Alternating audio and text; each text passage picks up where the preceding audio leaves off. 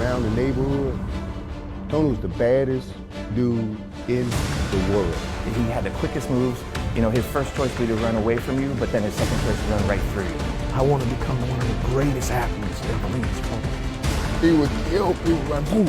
I'm like, man, you can go straight to the pros. Hit me from the press box, say you just broke the Big 8 record. And that you're X amount of yards away from the national record. Do you want to go and get it?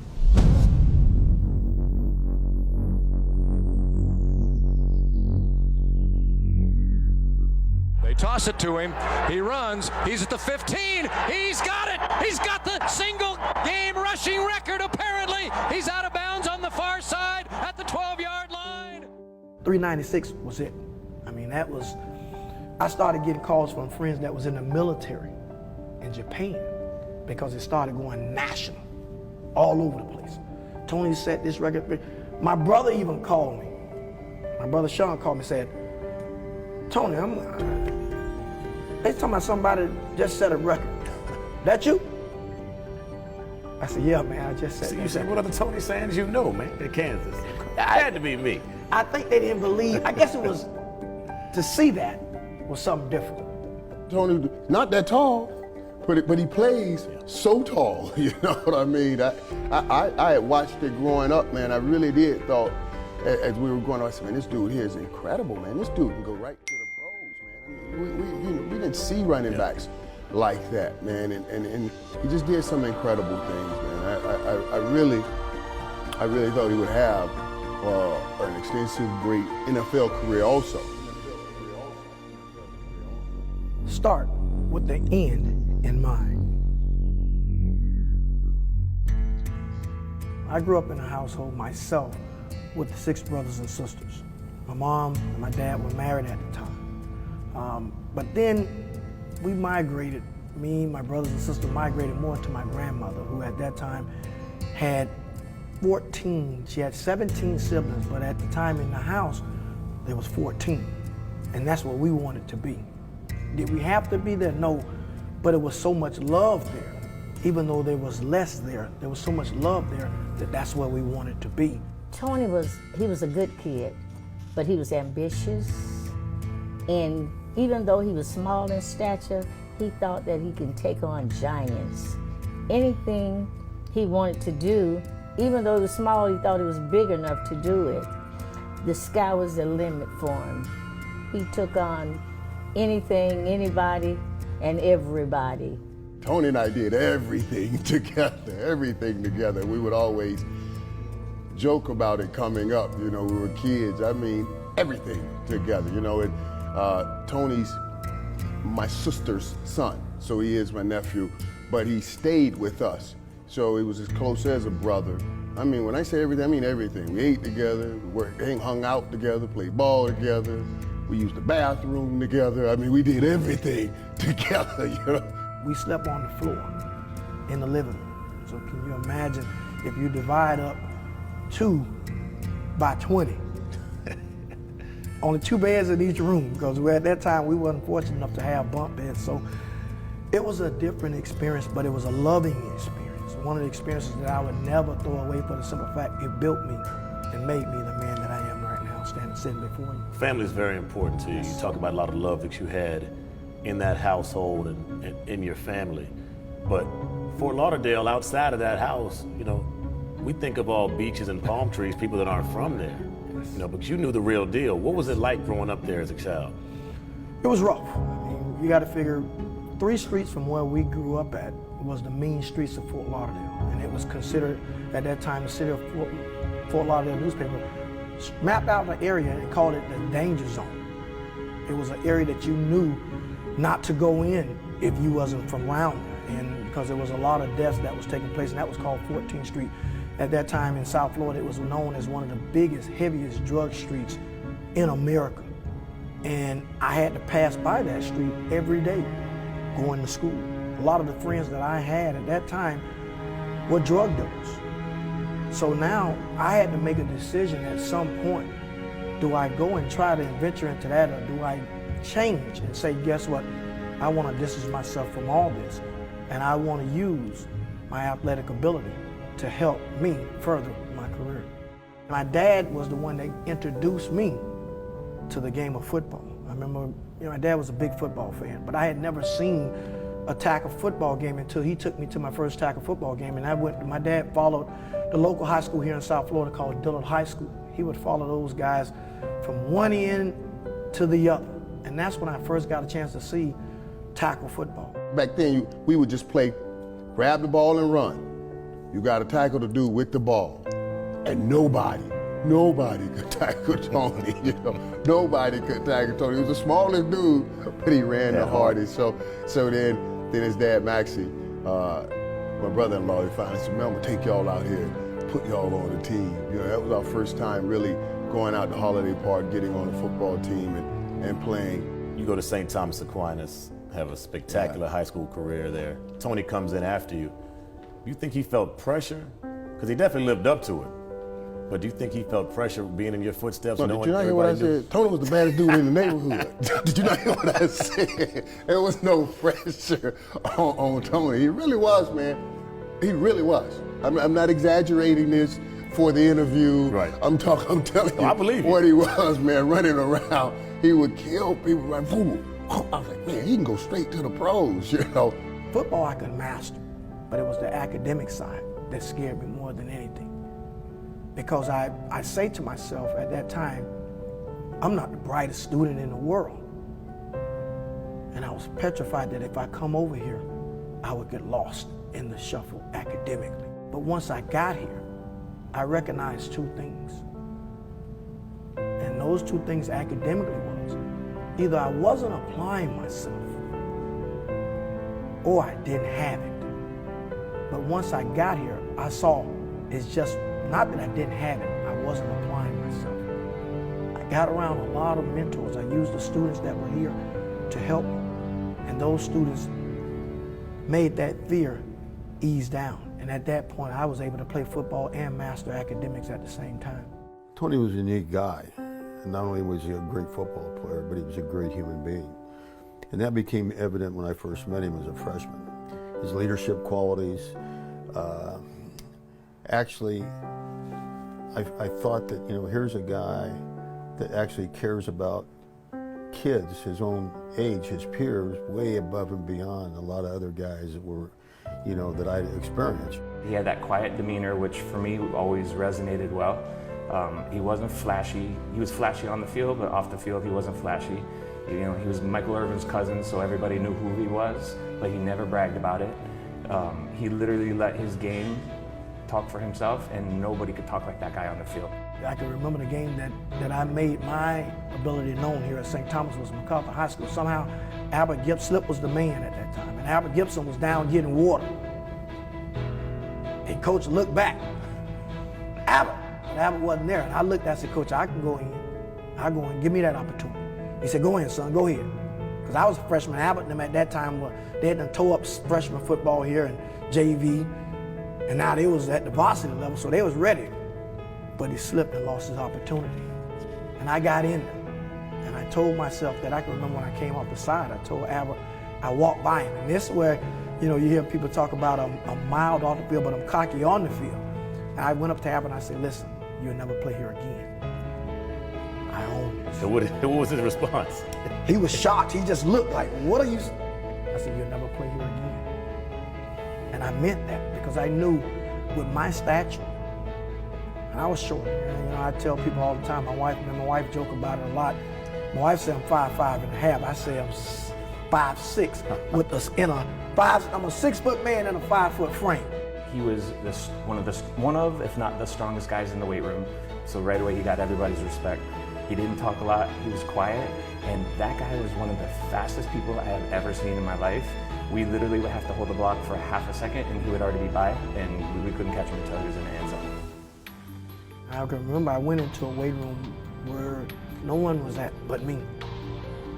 And I sat there and I cried. I cried my eyes out because I'm saying to myself, this is a part of me that I'm leaving behind.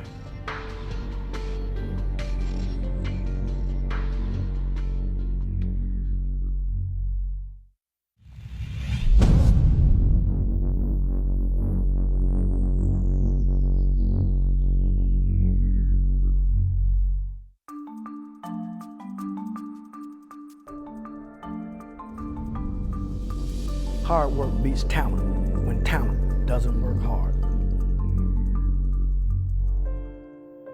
I was being recruited by Pitt, Florida State, Connecticut, and Ole Miss. Florida State was everything to me. I go and I meet with Bobby. We sit across his desk. And he tells me, he says, son, I can't offer you a scholarship, but you can come here as a walk-on, and I can possibly offer you the next year. I looked Coach Bowden in his eye and said, Coach, I can't take it. My family can't afford that. Glenn Mason was at Kent State at that time. And everybody said, well, you know, the Sands kid's too short. You know, he can't do what our offense wants to do, those type of things. And then when Coach Mason got the job at Kansas, they said, you know, we believe in Tony and we're going to take him with us. That's how he ended up at Kansas. I come back home and I tell everybody, hey, I just committed to the University of Kansas. And what was that like? What they say? Oh man, the first thing I hear, man, the only thing I know about Kansas is the Wizard of Oz. Dorothy and Totem, that's the only thing I know. And they were saying, it's so flat there, man, what are you gonna do way out there? Why are you going way to Kansas? At first, you know, I was like, where is Kansas? You know, that's what I said at first, where is Kansas? But it was his decision to make. I was excited at first. I was, you know, real excited, you know, seeing the hard work Tony put in, you know, in his high school career. I was there and I was, you know, being his cheerleader for high school. And I was pretty excited, but I ain't gonna lie, when that time got closer to him leaving, I was like, it went from here to here. Before I had to get on that plane, I had to leave something behind that was so valuable. Valuable than anything that I ever thought. Probably was the toughest decision that I had to make. I had a son that was being born on August 4th, and I had to report August 5th at 12 o'clock. My son was born at 11 o'clock on August 4th. Here I am, now the emotions are running. Do I walk out of this room and leave my son and wondering to myself, does that make me a man that is leaving his responsibility? And I can remember I went into a weight room where no one was at but me. And I sat there and I cried. I cried my eyes out because I'm saying to myself, this is a part of me that I'm leaving behind. How do a man do that? And then I'm going so far away, so I know my next time that I'll see him will be Christmas. It was tough. It was a tough night for him. But I knew in order to help him, I must take this journey. I had to take this journey. Despite all odds, despite of what my mind may be thinking, despite of what people may be thinking, I knew this was the only way I could better him and put him in a better situation was to take this journey. And I remember as we started takeoff and I started lifting up in the air, I looked back at the ground and a tear dropped down my eye. And I said, I gotta make it for him. I passed Lorenzo White record, who was from Broward County. And that's when I say we, team, fans, everybody knew that this day could be special.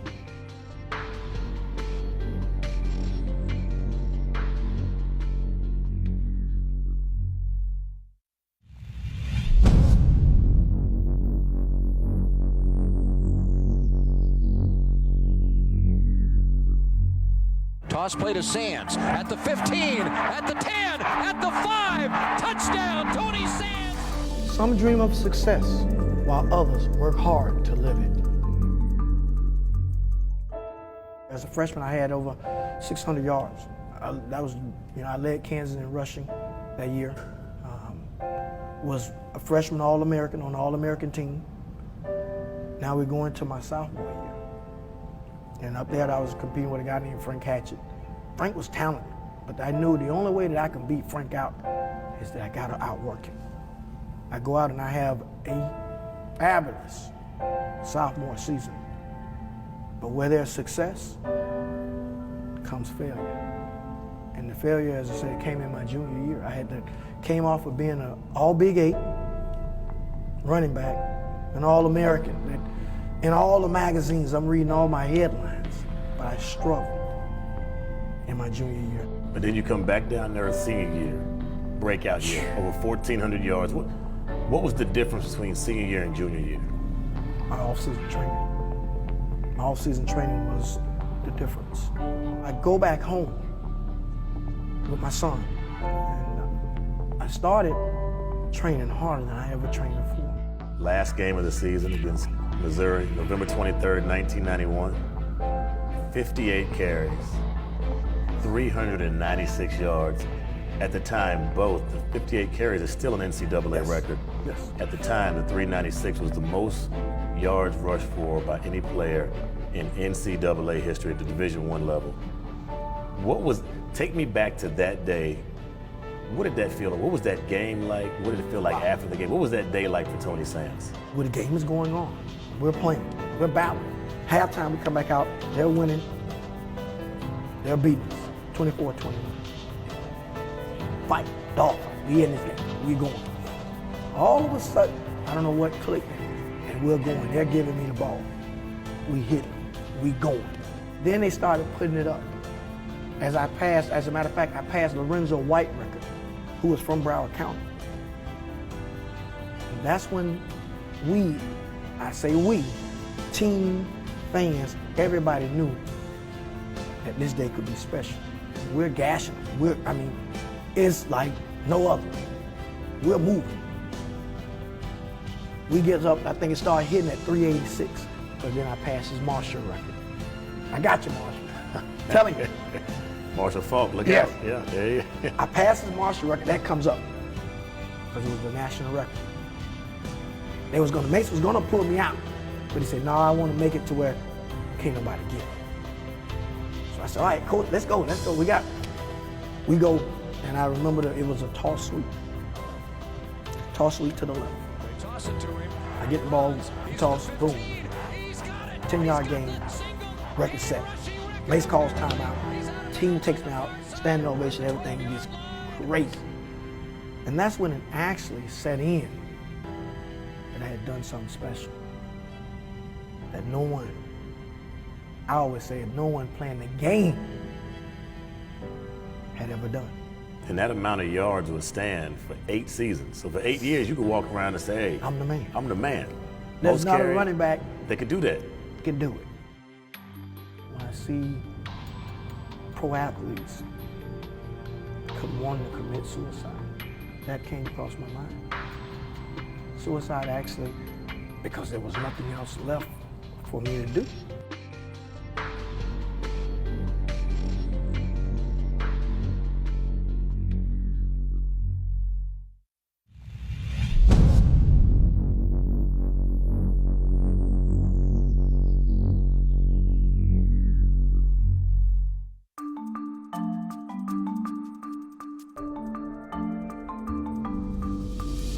Character is what you do when nobody is looking. So your days in Lawrence are in the books. You leave Kansas. You get invited to camp by the Arizona Cardinals. Now, what was it like not hearing your name called in the NFL draft that year? It was a tough day. From the standpoint, I did what you asked me to do. I was a great character person. I accomplished things that no other running back playing this game had accomplished. I was the Big 8 Player of the Year. That's a conference that was major at the time. The Big 8 Player of the Year, that's where the majority of the national championships schools were coming out of. I did all that. It was All-American, up for the Heisman. I was 7th in the Heisman that year. I did all that. Ran well, 4.4. Did all the numbers that you asked me, everything you asked of me. I felt my name should have been called. They were coming off of the O.J. Andersons and all of those big dudes running downhill. That's all they really were. Everybody was looking for the Earl Campbells and all of that at that time, man. And that's what I meant when I said the league was headed in a different direction at that time. Your football career has come to an end. You're still a young man. Yes. What was your mentality taking that drive, getting back home and realizing I got to pick these pieces up and start over again? I've never really told many people this story, but I speak about it a lot, and I think about it a lot when I see pro athletes wanting to commit suicide, because that came across my mind. Suicide actually, because there was nothing else left for me to do. What do I do? Where do I go? I don't hear the crowd roaring anymore. Where is my life, and where do I turn? It hurt me. I didn't even want to watch football. Couldn't stand it. Couldn't stand it, watching it. Didn't want to have no parts to do with it. I would stay in the room. Didn't want to come out. My faith is what helped me turn the corner. Because I got a call. I said, just show me a different way. If that wasn't my calling, then show me a different way. I seen the love that he had for football, so it made it hard on him. And then, you know, the NFL thing didn't work out. It really was tough on him, but he pulled through and he made it work. What's it like watching him now and helping other young men develop and being able to pass along the knowledge that he has onto the future college and NFL stars? Well, I look at him, and Tony don't know, I look at him and I see how he interacts with his players and his children, and I'm just I'm in awe. I actually met Tony one day at the field. I was training myself, and I was doing a ladder drill, and it wasn't relevant to football. Then he came over and told me, like, hey man, you're never gonna do that drill, so stop doing it now. So when he told me, I'm like, man, this man crazy. And then I was like, okay, he might know something.